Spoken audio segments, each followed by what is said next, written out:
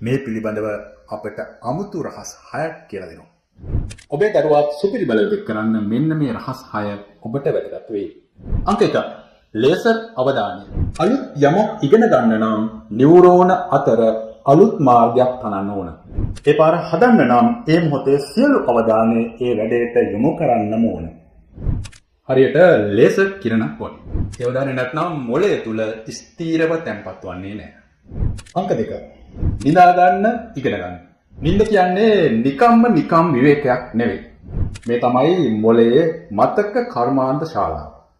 ඔබ දවල්ට ඉගෙන ගද්දී රැට නිින්දේදී මොළය විසින් පිළිවෙලට ස්ථීර මතකයක් විදිහට ගබඩා කරනවා. හරියට පුස්තකාලයක පොත් වර්ග කරනවා වගේ.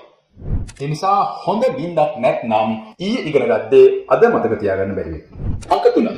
ටික එමනම්. විභාග ලඟ වුණාම පොත් ගොඩක් වට කරගෙන එක දිගට පාඩම් කරනවට වඩා හොඳ ක්‍රමයක් තියෙනවා. ඒ තමයි දෛනිකව ටික පාඩම් කිරීම.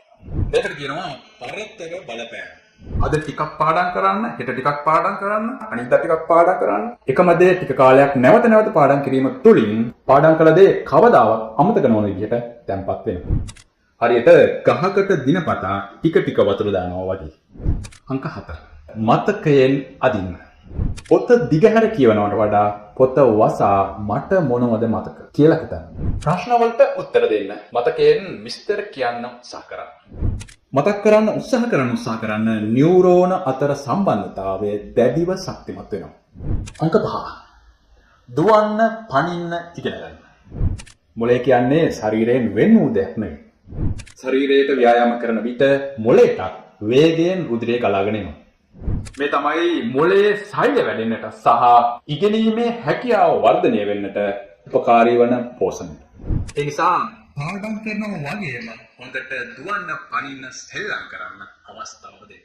එන්න ඔබේ දරුවා දෙගුණයක් දක්ෂ වෙනවා. අංක 6. ආතතියට තහංචි. අධික ආතතිය කියලා කියන්නේ මොළයේ මතක ගබඩා කරන කොටසට විෂ.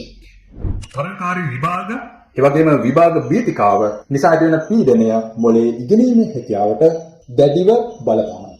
ඒ නිසා දරුවන්ගේ ජීවිතයෙන් ආතතිය අඩු කරන්න, සතුටෙන් තියන්න, විවේකය දෙන්න. සංසුන් මොළයෙන් තමයි හොඳින්ම ඉගෙන ගන්න පුළුවන්. දරුවන්ගේ ඉගෙනීමේ හැකියාව වර්ධනය කරන මේ රහස් 6 ගැන ඔබේ අදහස් කමෙන්ට් කරන්න. තවත් මෙවැනි ඔබේ දරුවන් වෙනුවෙන් ඔබට වැදගත් වන කරුණ සහිත වීඩියෝ නැරඹීමට අපගේ සමූහ වලට එකතු වෙන්න.